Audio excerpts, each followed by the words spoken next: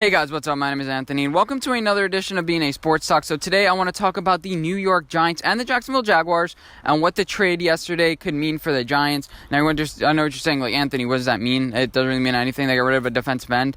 But the Giants could make a pick. They could get a guy from the Jaguars because they're on a fire sale, kind of like I mentioned with the Panthers a couple days ago. Get a guy, trade for a guy. But no, more specifically today, I want to explain the implications to the draft, what this may mean. The Jacksonville Jaguars are looking for a lot of talent on this roster. They have some pretty young guys. You think you have your defensive end of the future and Josh Allen. He was fairly impressive his first year. He lived up to all the hype. But I think that the Giants could be in an interesting spot if Chase Young falls to us. Now, if Chase Young falls to us, and we already got our guy in Jadeveon Clowney, because we're not expecting Chase Young to fall to us, but what if he does? There's an interesting scenario where two teams trade up to 2 and 3, and they get their quarterbacks of the future, and Chase Young falls to us, and we already have our defensive end. Would we get Chase Young?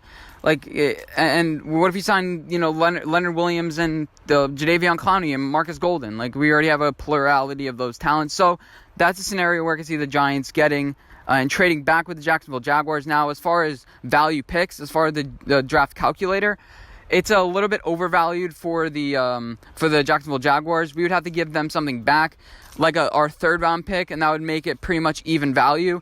So that could happen, or we can do like a trade swap, maybe give them a couple sevenths, and to get their number 9 and number 20 overall picks. So that's what I have mocked. So my full mock draft: number 1, Joe Burrow, send it in the bank. I don't really want to talk a lot about that because we all know it's going to happen. Number 2, you have the Miami Dolphins selecting Tua. Then the Chargers select Justin Herbert.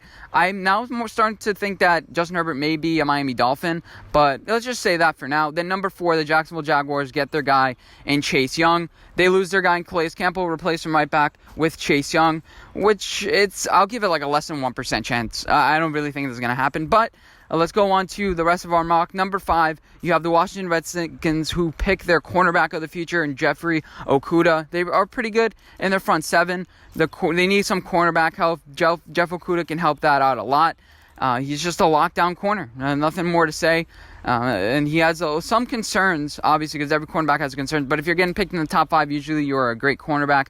Number 6, you have the who would be picking here? So you'd have the Lions, and they pick Isaiah Simmons. Send it, they can be at 3 and pick Isaiah Simmons, I think. But if you trade back and get more assets, and then you still draft your guy, that's an ideal scenario.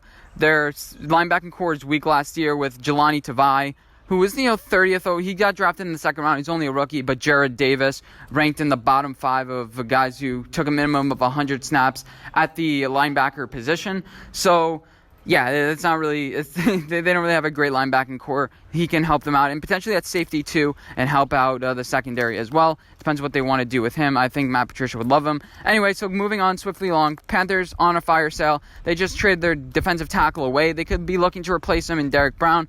But I think that they'd be best served here in protecting whoever they keep in at quarterback. They got rid of their Pro Bowl right guard. I think get Tristan Wirfs, who grades out more of a right guard. And yeah, I think this is a great spot for him to go. Has all the speed and everything like that. And you need strength up the middle. Tristan Wirfs, your left guard of the future, right guard, wherever you want to play him. And so next, the Arizona Cardinals. A lot of people think they're going to go wide receiver here because of the air raid system. But they have a lot of young wide receivers that they drafted last year.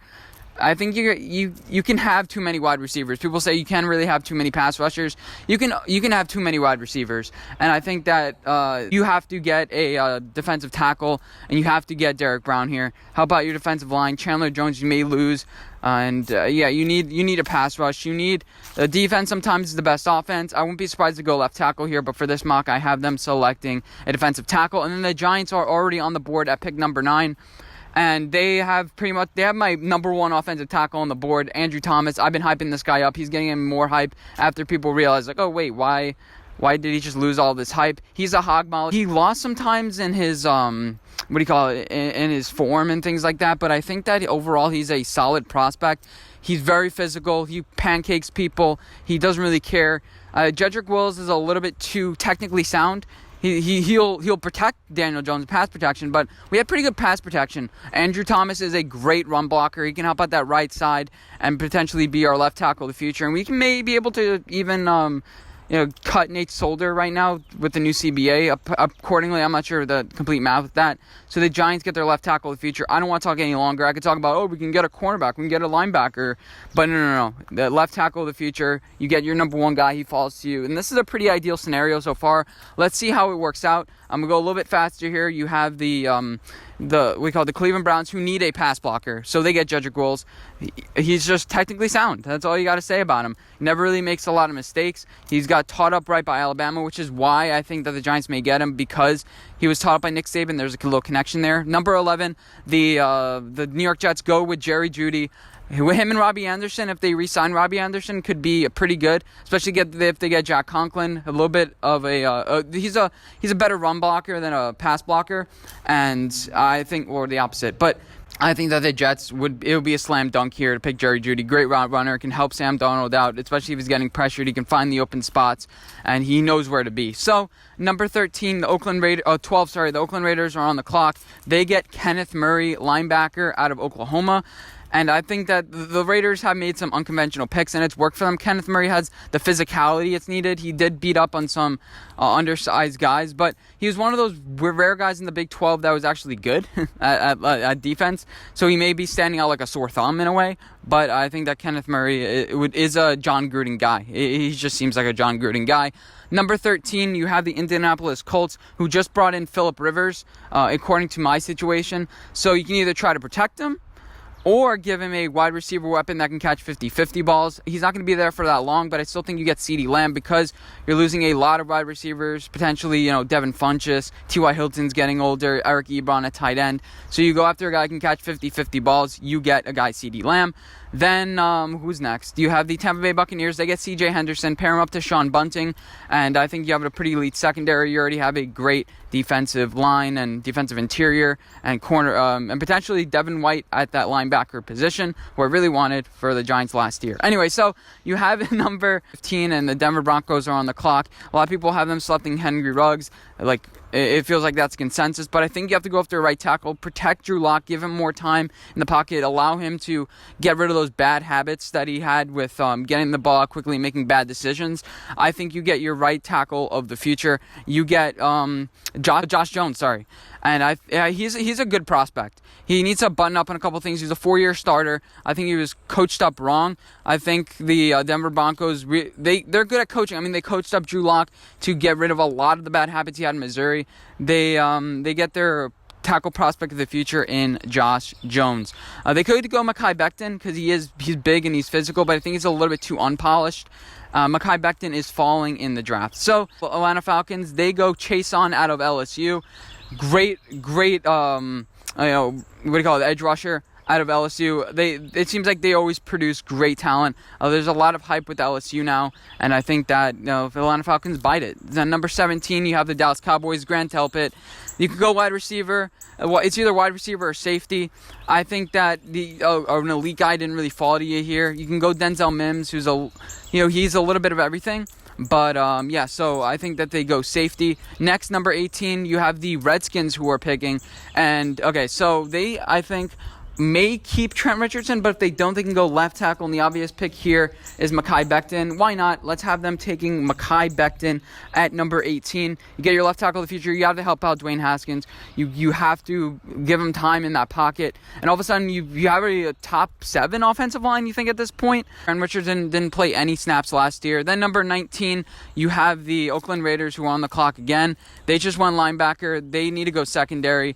And they get they can go safety, but Jonathan Abram is coming back. He bought his mom a house, so it looks like he's confident that he's going to stay healthy. You can go whatever cornerback you want here. I think they go secondary. They have a good offensive line. They'd be tempted to pick a wide receiver, because they don't pick for a while after this. I think Denzel Mims would be a good option, but you have to have an elite defense here. They can do wide receiver and free agency, bring a guy in. There's always good guys like that.